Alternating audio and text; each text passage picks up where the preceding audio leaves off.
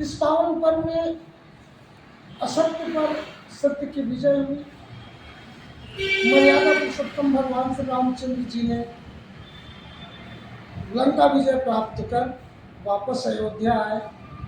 देवगण और वहाँ के निवासी जो है भगवान श्री राम जी को सधन्यवाद करते हुए देवगण आकाश से फूल बरसाए और नगरवासी मृदंग गान के साथ उनकी महिमा का वर्णन करते हुए उन्हें ससम्मान 14 वर्ष के बाद वापस अयोध्या लाए।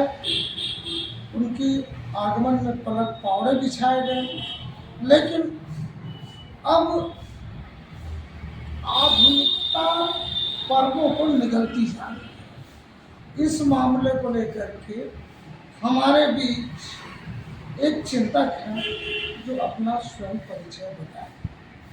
पंडित जी, आपका शुभ नाम? मैं अरविंद मिश्र, एक सामाजिक कार्यकर्ता हूँ। और जैसा कि पहले सबको आज के दशहरा पर्व की हार्दिक शुभकामनाएं। आज का पंडित जी, कल यानी त्रेता, आज यानी वर्तमान, भूत भविष्य और वर्तमान, कल, आज और कल के दशहरा को लेकर के, दशहरा पर्व को लेकर के आपका अपना अभिमत क्या है? दशहरा, जैसे कि आपने अपने संक्षिप्त में कहा कि दशहरा तो त्रेता काल से जब भगवान राम ने विजय प्राप्त की चला आ रहा है। और आज के परिवेश में जो दशहरा है वो उनका जो भगवान राम का जो संदेश था कि अहंकार, असत्य और ऐसे जो मनोविकार हैं उन पर विजय प्राप्त करना, इस जो दशहरा का जो पर्व त्रेता काल में मनाया जाता है था, उससे हमें आज के वर्तमान परिवेश में ये संदेश लेना चाहिए कि हम अहंकार से, अपने अहंकार के अंदर के रावण को कैसे मारें। अहंकार, आज तो रावण जो है हमारे सबके बीच में उपलब्ध नहीं है, लेकिन सबके अंतर्मन में अहंकार के रूप में रावण उपलब्ध है। उस जो हमारे बसे हुए रावण को कैसे मारे, ये उसका प्रतीक होना चाहिए। बजाय उसके कल क्या होगा अगर अहंकार की मृत्यु नहीं होती है, तो कल का दशहरा को किस तरीके से मनाएंगे? क्योंकि आज के वर्तमान युग में दशहरा का प्रारूप बदलता जा रहा है, इस पर बताएं। दशहरा का प्रारूप आजकल बहुत कुछ राजनीतिक पृष्ठभूमि को लेते हुए चला जा रहा है। दशहरा वास्तव में जो जिस स्वरूप में, जिस जनमानस के में जिस प्रकार से मनाया जाना चाहिए, असत्य और अहंकार को मारने के लिए, वैसा ना होकर के अहंकार, राजनीतिक अहंकार और बड़ा होता जा रहा है। तो रावण के रूप में अहंकार बड़ा होता जा रहा है। अब ये फैशन बनता जा रहा है और वो आगे चल के समाज के लिए अच्छा नहीं है। वो स्वरूप जो आज के रूप में आजकल होता जा रहा है, वो अहंकार और बड़ा होता जा रहा है। और रावण के जो पुतले हैं और राजनीतिक अहंकारों के और बड़े बड़े पुतले बनते जा रहे हैं और वो हर साल बढ़ते जा रहे हैं, कम नहीं हो रहे हैं। इसलिए क्या है कि स्वरूप को, जो आज वर्तमान स्वरूप है, वो जो आगे चलकर और भविष्य में बिगड़ने की संभावना है। सामाजिक चिंतन करने वाले लोगों को इस विषय पर विचार करना चाहिए। इसका राजनीतिकरण ना हो, एक धार्मिक कार्यक्रम को धार्मिक तौर पर बनाया। पंडित अरविंद मिश्र कहते हैं कि इसका चिंतन होना अति आवश्यक है। धार्मिक त्योहारों को धार्मिक दृष्टिकोण से मनाई जानी चाहिए।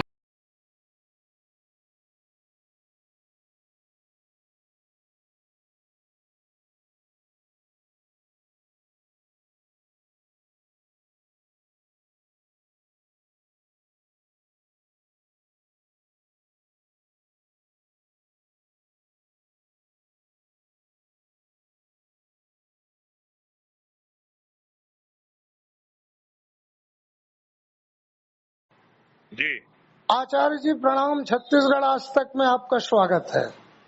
अभिनंदन आपका, दशहरा की बधाई स्वीकार करें। पंडित जी आपको कोटिश कोटिश बधाई।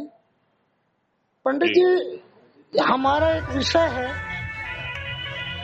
कि दशहरा कल, आज और कल, जी इसमें क्या परिवर्तन हुआ है और पहले क्या था त्रेता में, आज क्या है और कल आने वाला कल क्या होगा? कृपया आप अपने विचार प्रस्तुत करें। देखिए, कथानक तो है कि दशरथ राजवंश के कुमार राजा राम ने जब रावण का वध किया तो उस खुशी में दशहरा जो है अयोध्या में मनाई गई। उसी परिप्रेक्ष्य में प्रत्येक वर्ष जो है शरदीय रामनवमी के समय में 10वें दिन दशहरा का उत्सव, पर्व, त्योहार मनाया जाने की परंपरा बन गई और तब से अभी तक आ रही है। बीच में राजा सरगुजा की बात करें अपन तो यहाँ के राजा दरबार में बैठा करते थे और जनता जो है उनके दर्शन करने के लिए गांव-गांव से, जंगल पहाड़ से यहाँ आती थी। यहाँ पे राजा जो महाराजा हुआ करते थे उनकी एक दशहरे के दिन हाथी पे बैठ के एक यात्रा भी निकलती थी यहाँ से, जो साक्षात रूप से सारे लोगों को दर्शन दिया करते थे, ओपन खुले तौर पे।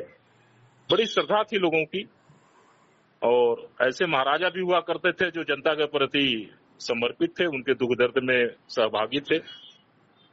ये कल की अतीत की दशहरा की बात कर रहा हूँ जी। अब वर्तमान परिदृश्य में मैं आचार्य जी क्या स्थिति जी बन चुकी है दशहरा की? आज का जो वर्तमान परिदृश्य में आप इस दशहरे को किस नजरिए से देखते हैं? आज की दशहरा अब हुआ क्या कि गांव-गांव के क्षेत्र में दुर्गा पूजा मनाया जाने लगा है, तो लोग जो है अपने क्षेत्रों में ही सिमट के रह गए। राजा के प्रति, महाराजा के प्रति, राज परिवार के प्रति वो आस्था अब नहीं रह गई जी। क्योंकि जनता जिस भाव से, समर्पण और त्याग की भावना से, समर्पण की भावना से राजा महाराजा राज के प्रति समर्पित थी, उस समर्पण की भावना जो है राजा महाराजाओं की नहीं थी, वो शोषक वर्ग में आ गए, शोषण करने लगे लोगों का। तो दिन प्रतिदिन जो है ना इसमें गिरावट आने लगी और राजा महाराजा के प्रति आकर्षण जो हृदय से था। क्या आप मानते हैं कि दशहरा का राजनीतिकरण और एक अब दशहरा एक अश्लील का पर्याय बनते जा रहा है, जिस तरीके से कार्यक्रम होते जा रहे हैं? और देखिए, आपकी दोनों बातों से मैं सहमत नहीं हूँ। दशहरा अश्लील अभी तक नहीं हुई है और दशहरा, दूसरा क्या बोले आप कि राजनीतिकरण, जी, दशहरा का राजनीतिकरण भी नहीं हुआ है। और जहां तक रावण के पुतले जलाने की बात है, एक दिखावा हुआ जरूर है और इसमें चंदा करने वाले लोग आ जाते हैं, चंदा बहुत सारे मात्रा में पैसे इकट्ठा किया जाता है और अनावश्यक रूप से एक रावण का पुतला बनाया जाता है, बड़ा से बड़ा पुतला बनाया जाता है, पटाखे फोड़े जाते हैं उसमें। ये जो प्रदर्शन है, प्रदर्शन आप कह सकते हैं, राजनीतिकरण और अश्लीलता का मैं समर्थन नहीं, मतलब वो नहीं समर्थन नहीं करता। कल का परिदृश्य क्या होगा आचार्य जी, जरा सा 2 शब्दों में कहें? कल का परिदृश्य फीका होगा, फीका होगा, धीरे धीरे ये लुप्त होते जाएगा, लोग दूर होते जाएंगे इन सब चीजों से। इसे कैसे बचाया जा सकता है? हाँ, ये बड़ी अच्छी प्रश्न है, ये बहुत अच्छा प्रश्न है। पाखंड से दूर होना पड़ेगा और पाखंड से दूर होना पड़ेगा और वास्तविकता जो थी, वास्तविकता को लाना पड़ेगा और लोगों के हृदय में बसना पड़ेगा, लोगों के दुख दर्द में शामिल होना पड़ेगा, तब ये पर्व त्योहार की एक गरिमा बनेगी।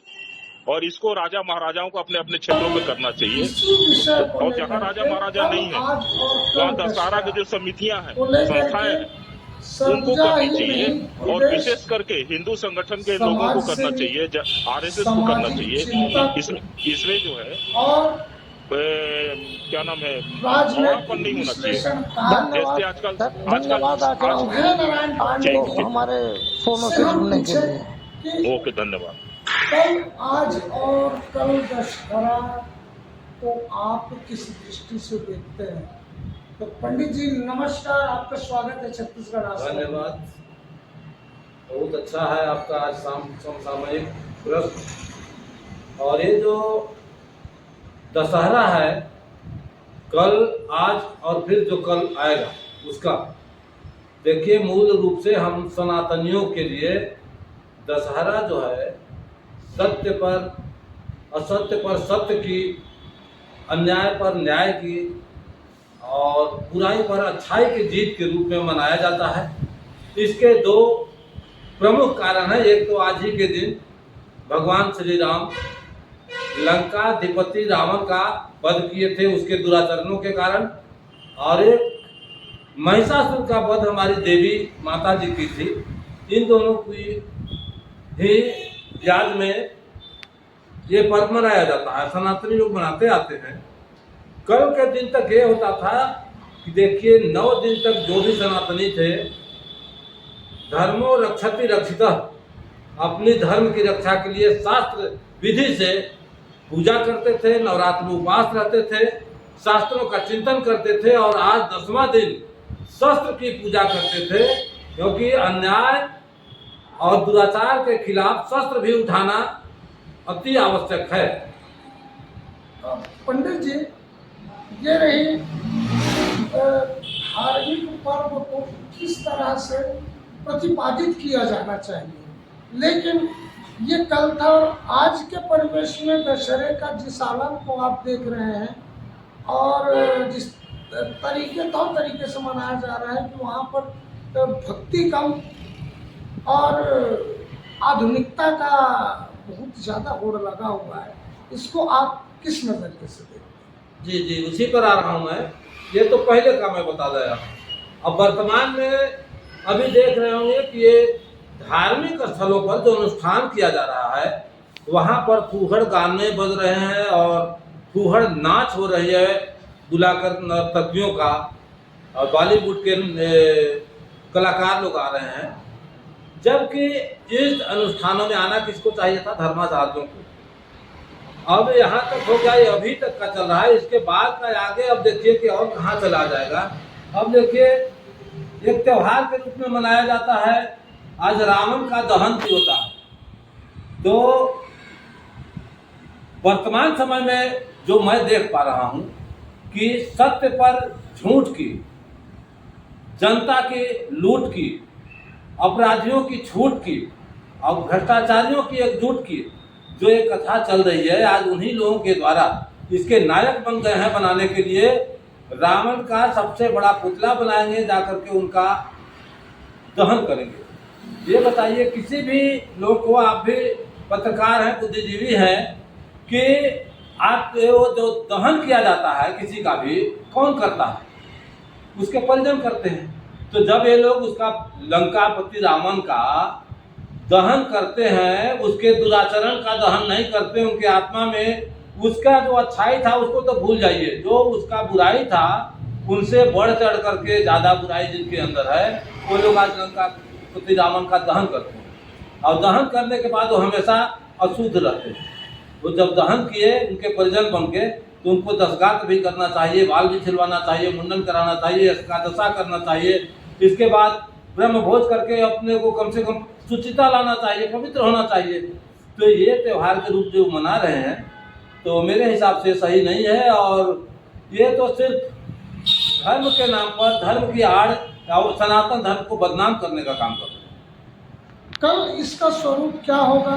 पुनः फिर पंडित जी के पास। कल इसका स्वरूप आज जो देख रहे हैं, कल के दिन तो जो देखिए आज होता है, कल वही चीज इससे आगे बढ़ चढ़ करके अब इसी को लोग अपना मानेंगे कि बहुत अच्छा। आज का जो बच्चा देखेगा तो बोलेगा कि हमारे पूर्वज लोग ऐसा करते थे, तो रावण के अनुयायी बनेंगे, न कि राम के। आज वो त्यौहार मना रहे हैं कि बहुत अच्छा ये त्यौहार है, त्योहार नहीं है, त्योहार है दुर्गुणों को त्यागने का। तो दुर्गुण को तो बुला रहे हैं वो, यहाँ सच्चाई के रास्ते से हटकर जो गलत करने वाले हैं वो लोग इसको त्योहार के रूप में मना रहे हैं कि हमारा जो पूर्वज था या जो रावण था हम उसी का अनुकरण कर रहे हैं और उसको हम जला के ये संदेश रावण को देना चाह रहे हैं कि आपके वंशज मरे नहीं है, अभी हम जिंदा हैं।